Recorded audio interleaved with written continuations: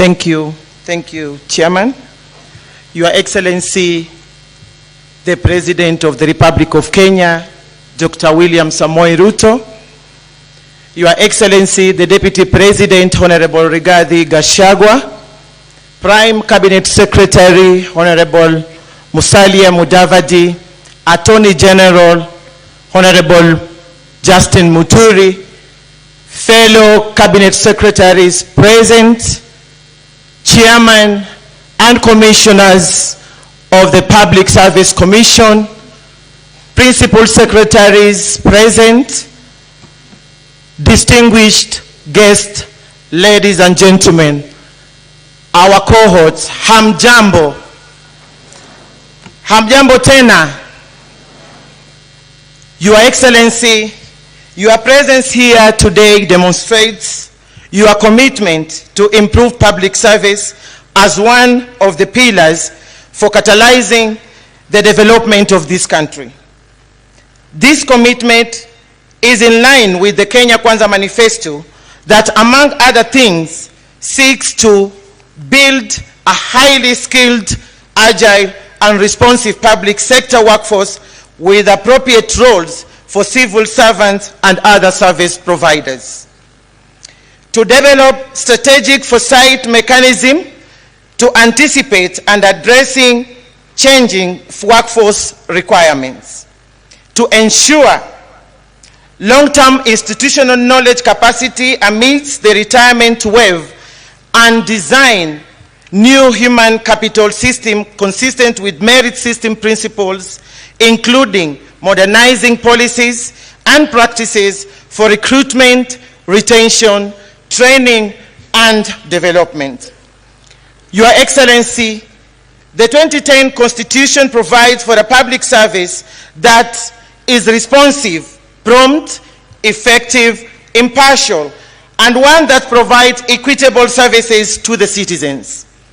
The Constitution has placed the values and principles in Article 10 and 232 at the center of public service delivery.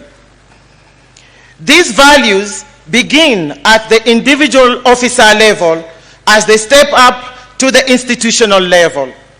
It is therefore the responsibility of both the individual officer and the respective institution to mainstream the values and principles in all processes in public service delivery as law provides. The 2021-2022 Values and Principles Report indicates that our public service has achieved the constitutional 2/3 gender representation of staff overall, with men at 62% and women at 38%. However, we are yet to achieve this at the policy and senior management levels. We also still have a way to go to achieve the African Union Agenda 2063 and the Sustainable Development Goal number 5 that aspires 50-50 of gender representation. Further, in regards to the representation of people with disabilities in public service, there has been improvement towards achieving the 5% threshold, but we are yet to be there. The ministry will continue exploring more affirmative action initiatives to improve the representation beyond the reported 1.4%.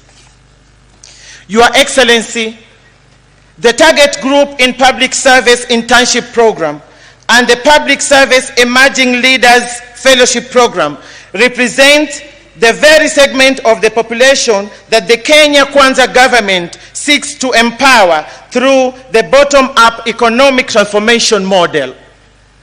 For this reason, Your Excellency, and in my execution of mandate as the Ministry of Public Service, Gender and Affirmative Action, we will continue to explore ways of enhancing the impact of such initiatives going forward.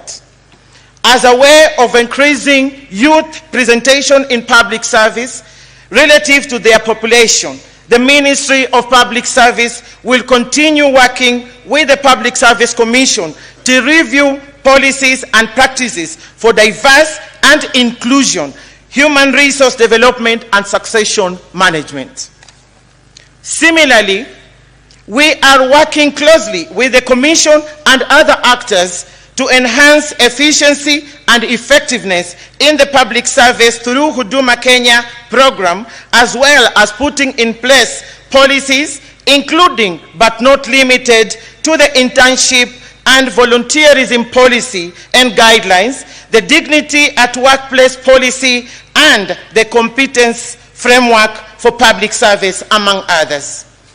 And our ultimate goal is to have a public service that your administration envisaged, and at the same time, one that conforms with the aspiration of Kenyans as expressed in the Constitution 2010.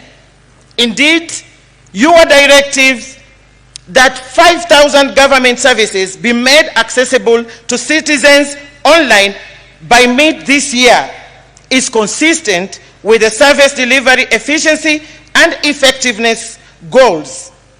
I wish to assure you that we are working towards achieving this goal, Your Excellency. To the cohorts, karibuni sana public service.